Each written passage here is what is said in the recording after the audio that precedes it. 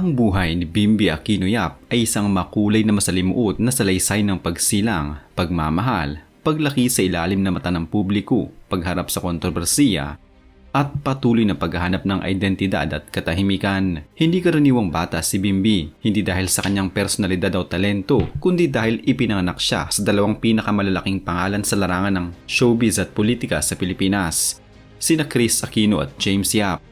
Mula sa unang araw ng kanyang buhay, tila itinakdang maging bahagi ng pambansang diskurso ang bawat kilos niya. Animoy walang bahaging pribado. Kung tutuusin, hindi siya lumaki bilang anak ng artista lamang. Lumaki siyang parang simbolo ng kwento ng kanyang magulang. Pag-ibig, pagbagsak at mga tanong ng publiko na hindi naman hiniling na sagutin. Sa loob ng maraming taon, nagsilbing backdrop ng kanyang paglaki ang mga intriga, usap-usapan at batikos.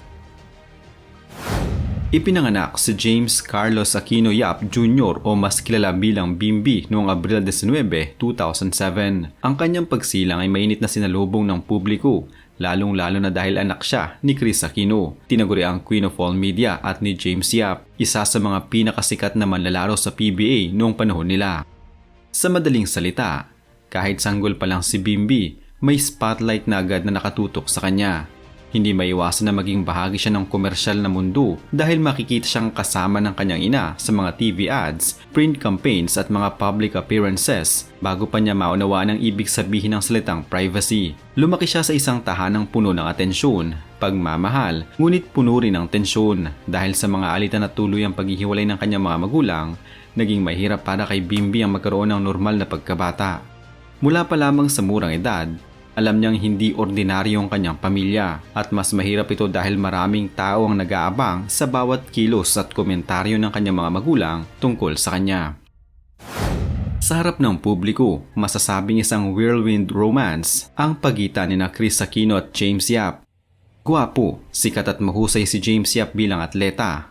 Samantalang si Kris Aquino naman ay isa sa mga pinakamaimpluwensya na personalidad sa media, kaya naman ang ikasal sila. Agad itong naging pambansang usapan, ngunit gaya ng maraming relasyong mabilis nag-apoy, mabilis din itong nagdulot ng pagkakapaso. Naghiwalay sila noong 2010 at tuluyang napawalang bisa ang kasal noong 2012. Para kay Bimby, ang hiwalayan ng kanyang mga magulang hindi lamang simpleng balitang showbiz, ito ay naging parte ng kanyang araw-araw na buhay. Isang realidad na kailangang tanggapin mula pagkabata. Hindi niya lubusang naiintindihan noon, ngunit ang kirot at distansya ay naging bahagi ng kanyang pagkatao. Hindi rin nakatulong na ilang beses na nagbabangayan sa publiko sina Kris at James, kung minsan ay may patutsyadang may kinalaman sa kustodiya, kung minsan tungkol sa oras o presensyang hindi naibigay. Isa sa pinakapinag-usapan tungkol kay Bimby ang halos ganap na pagkawala niya sa buhay ng kanyang ama na si James Yap. Sa mga interview, inamin ni James na 10 taon niyang hindi nakita ang anak. Sa panig naman ni Kris, madalas niyang ipahayag ang nararamdamang sama ng loob dahil sa kawalan umano ng effort ng ama. Gayunpaman, may mga pagkakataong tila may pagbubukas ng pinto sa muling paglapit. Okay lang. Si Bimby, kikita pa kayo? Wala lang, 10 years. 10 years. So, okay lang. Okay lang yun. It's okay. Thank you. Ilang beses noong 2023, muling nagpadala ng mensahe si Bimby sa ama sa kabila ng maraming taong katahimikan. Para kay Kris, mahalagang hakbang iyon patungo sa kapayapaan, hindi para sa kanya kundi para sa anak. Ngunit kahit may ganitong pag-uusap, nananatiling komplikado ang relasyon ng mag-ama.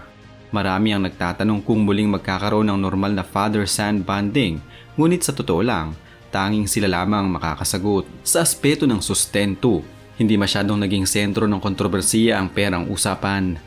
Parehong may kakayahang magtaguyod sa bata sina Kris at James, ngunit para kay Kris, mas mahalaga ang emosyonal na presensya kaysa ano pa mang material na bagay.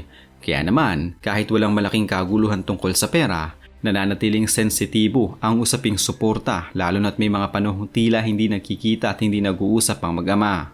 Sa kabila nito, lumaki si Bimby ng komportable at maayos ang buhay, lalo na dahil sa sipag at yaman ng kanyang ina. Kung may usaping pinakamatingkad sa buhay ni Bimby, ito ay ang paulit-ulit na chismis at batikos tungkol sa kanyang sexualidad.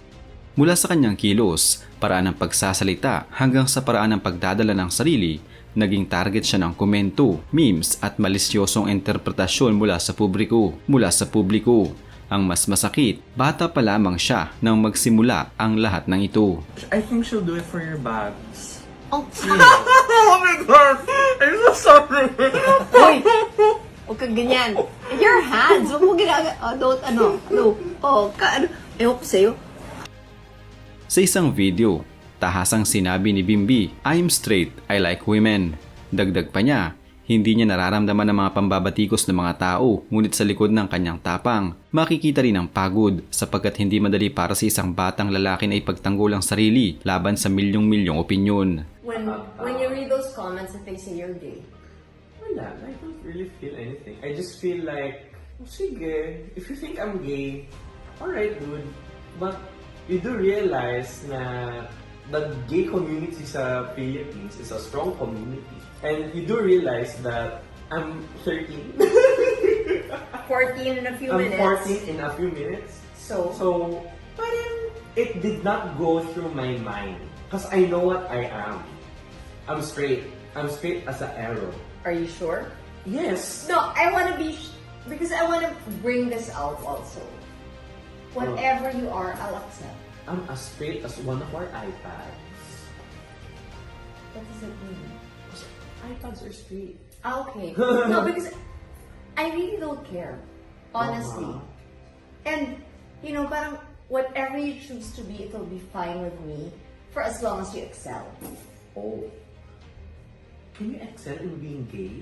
No, I mean, Okay. if you're gonna be gay, or whatever you're gonna be, you better be the best at the profession you choose to be. Okay. That's just my feeling. And I am so anti-homophobia. Yeah, I love gays. Yeah. But so, I love LGBTQ. yeah, so sagutin natin once and for all. Have you questioned yourself about No, that? not at all. So you like girls. I love girls. Don't love them too much yet. No, you can like them.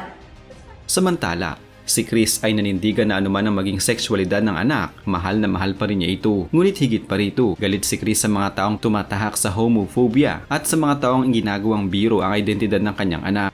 Look at them. I'm straight. I like women. I don't like boys. Hindi niya ito tinotolerate kailanman. Ang kontrobersiyang ito ay musbong muli nung may kumalat na pekeng larawan na sinasabing si Bimbi raw ang kasama sa isang homosexual relationship. Mabilis na pinabulaanan ng mga malalapit sa pamilya ang haka-haka. Ngunit kahit paulit-ulit ng pinapabulaanan, tila hindi nauubos ang spekulasyon. Isang isyong lumutang ay ang sinasabing pagbibili ni Chris kay Boy Abunda na alagaan o patnubayan si Bimbi sakaling mangyari sa kanya ang hindi inaasahan dahil sa kanyang malalang kondisyon sa kalusugan. Hindi ito ganap na kumpirmadong pahayag mula kay Chris mismo, ngunit suportado ito ng mga larawang lumabas kung saan kasama si Bimbi sa ilang pulong at pagtitipon kasama si Boy Abunda. Madalas ding sabihin na si Boy ay isang malapit na kaibigan ng pamilya at hindi imposible na siya ang maging pangalawang magulang kay Bimbi kung sakaling mangailangan ito. Makatotohanan ang kaisipang ito lalo na dahil maraming taon ang nasa gitna ng laban sa autoimmune disease si Chris. Sa paglalakbay nila mag-ina, papunta sa US at pabalik, malinaw kung gaano kahalaga si Bimbi sa buhay ng ina at kung paano naman tinitingnan ni Chris si Boy bilang isang taong maaaring magpatuloy sa paggabay kung hindi man siya makagawa nito sa hinaharap. Ngayong patungo na siya sa adulthood, nasaan na nga ba si Bimbi? Masasabing nasa yugto siya ng tahimik ngunit napakahalagang paghubog ng sarili habang unti-unting lumalayo sa spotlight ng showbiz, bagamat hindi patuloy ang nagdedesisyon kung papasukin nga niya ito. Nakatuon siya ngayon sa pag-aalaga sa ina at sa pagtatapos ng kanyang pag-aaral. May mga larawan at balitang lumalabas na nagpapakitang mas lumaki na siya, mas pumorma, mas ginawang low profile ang buhay, mas mataas siya kaysa sa kanyang ina, mas matured at halatang naging introspective ang kanyang pagkatao.